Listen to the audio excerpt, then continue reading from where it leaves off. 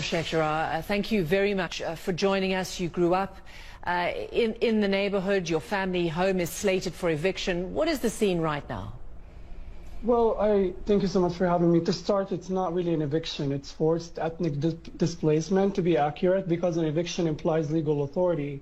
While the Israeli occupation has no legitimate jurisdiction over the eastern parts of occupied Jerusalem under international law, it also implies the presence of a landlord, and certainly these Israeli settlers have not built our homes. They're not our landlords. They don't own our land.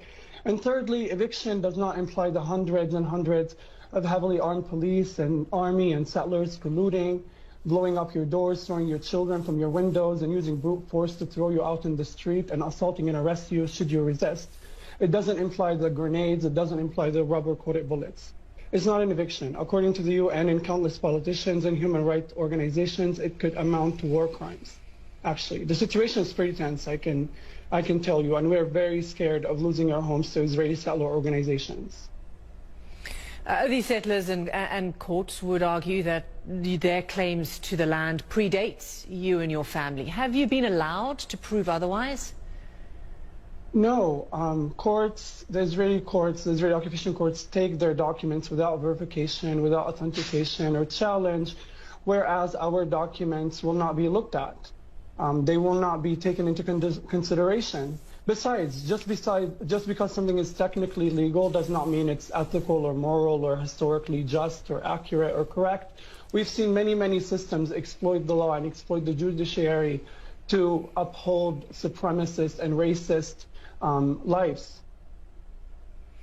You've written very powerfully about being 11 and remembering this incident that I spoke about these settlers coming to your home and taking half of it. How does it feel to have grown up with what you've called the anxiety of dispossession? It feels familiar because this is what every Palestinian feels like under the crushing fangs of Israeli colonialism in Palestine. My grandmother was thrown out of her home in 1948 in Haifa, and she was thrown out again in 1967 and again in 2009 when Israeli settler organizations colluding with the Israeli state took over half of our home. And this is my second time being dispossessed from my family should they go ahead and do it to me. It's scary, but it also has a name. It's settler colonialism, and it's apartheid, and it's the fact that these settler organizations are working together with the state to exploit the law to dispossess Palestinians. What would you like from the international community? There has been a response by many to the situation your family is in right now. What would you like to hear, especially from the new Biden administration? Well, you know, I think the myths of self-defense and both sides are growing more and more penetrable. People are being able to see through these myths and call an occupation for what it is and call an aggressor for what it is.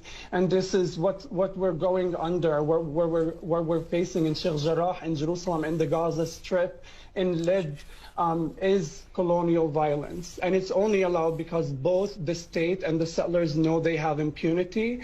The settlers are emboldened by an apartheid state that allows them to open carry in Palestinian neighborhoods. And the state is emboldened by an international community that refuses to call it out for what it is, that allows it to intentionally target civilian neighborhoods in the Gaza Strip and massacre 24 Palestinians, including 9 children, without facing any consequences. I don't expect much of the Biden administration. Knowing that Ned Price refused to even condemn the killing of 9 Palestinian children tells me all I need to know. Obviously, I would like the international community to hold Israel accountable under international law, but I also hope free people of the world do their part to push their governments.